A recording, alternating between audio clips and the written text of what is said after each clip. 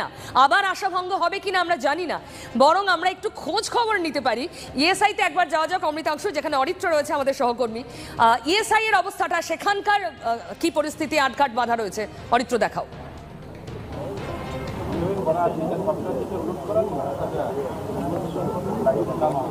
দেখো পিউদি, এই Sujoy Krishna ভদ্রের voice sample টেস্টের যে চিত্রনাট্য, সেই চিত্রনাট্যের জবনিকা পতন সম্ভবত আজই হতে চলেছে।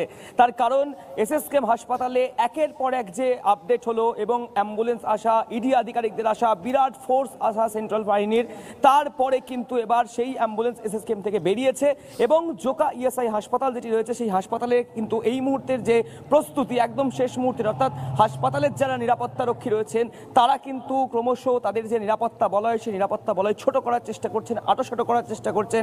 যারা সাধারণ রোগী রয়েছেন তাদের পরিবার পরিজন যারা হাসপাতালের সামনে ভিড় করে রয়েছেন তাদেরকে সরিয়ে দিচ্ছেন। স্থানীয় ঠাকুরপুকুর থানার পুলিশ তারা কিন্তু যে সমস্ত সাধারণ মানুষজন এখানে এসে দাঁড়িয়েছেন, যাদের আত্মীয় পরিজনরা এই হাসপাতালে ভর্তি রয়েছেন, তাদেরকে সরিয়ে দেওয়া হচ্ছে। অর্থাৎ এখানে কোনো রকম জমায়েত যাতে না হয় সেই জমায়েত করতে তারা বারণ করছেন। প্রচুর পরিজন যারা রয়েছেন তাদেরকে সরিয়ে দেওয়া হচ্ছে। আমি একটু কথা বলে নিই পিউদি। আচ্ছা, আপনাদের কি পুলিশ সরিয়ে দিচ্ছে? হ্যাঁ, আমাদের সরিয়ে দিচ্ছে, আমাদের এখানে দাঁড়াতে দিচ্ছে না। আমরা দেখবো বলে আমরা দাঁড়িয়ে। কাকে দেখবেন? আমরা ওই যে কে কাকু আছে, কালীঘাটের কাকু, আমি শুনছিলাম উনি নাকি এখানে আসছেন, তো সেই জন্য ওনাকে দেখার জন্য করছি যে কোন হিরো আছেন ওনাকে দেখার জন্য আমি এসেছি। যে আমাদের এখানে আত্মীয় ভর্তি আছে, তো আমার এখানে দাঁড়াতে দিচ্ছে না, আমার মা ভর্তি আছে, তো সেই জন্য আমি ছিলাম এখানে। কিন্তু এখন কি হয়েছে বলুন তো?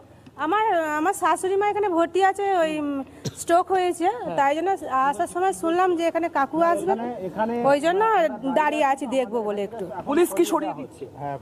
পুলিশ জানি না কারণ কি বললো? পুলিশ বলছে এখানে নামানো যাবে না।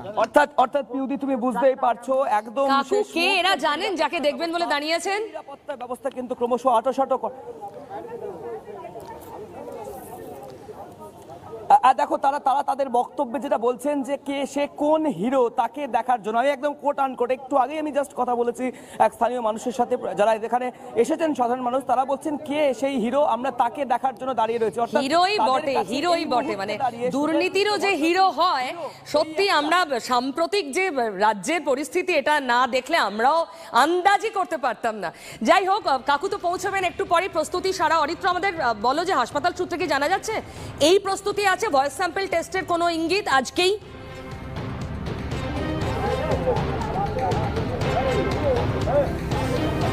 দেখো, যেটা জোকা ইএসআই সূত্রে আমরা প্রাথমিকভাবে জানতে পারছি যে এই যে এমার্জেন্সি বিল্ডিং রয়েছে জোকা ইএসআই, এই ইমার্জেন্সি বিল্ডিংয়েই প্রথমে সুজয় কৃষ্ণ ভদ্র তাকে নিয়ে আসা হবে। দেখো, সেই মোতাবেক নিরাপত্তা বলয় কিন্তু প্রস্তুত রয়েছে জোকা ইএসআই হাসপাতালের, এবং এখানে প্রাথমিক চিকিৎসা করা হবে, অর্থাৎ যেটা এমার্জেন্সি ট্রিটমেন্ট, তার শারীরিক অবস্থা কি রয়েছে, তার ব্লাড প্রেশার বা যে সমস্ত আনুষঙ্গিক বিষয় সেইগুলিকে প্রথমে পরীক্ষা করা হবে।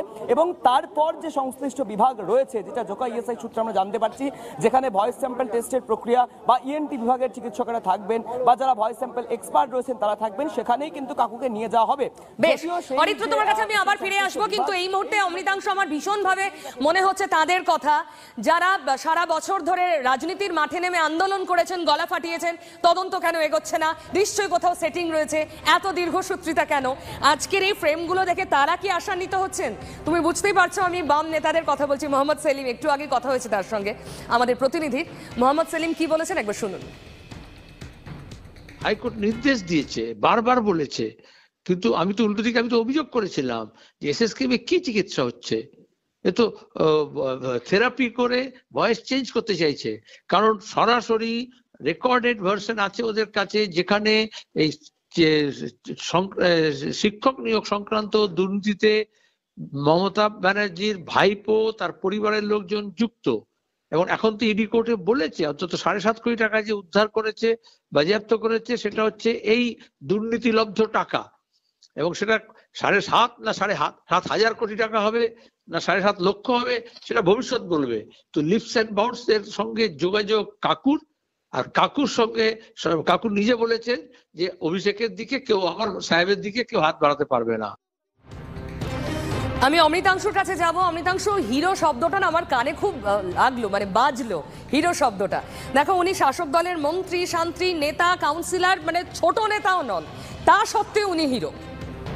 এবং সত্যি কথা বলতে কি, যে কথাটা আমরা অন্তত এই রাজনৈতিক নেতারা, আমি বারবার বলি যে তারা আমাদের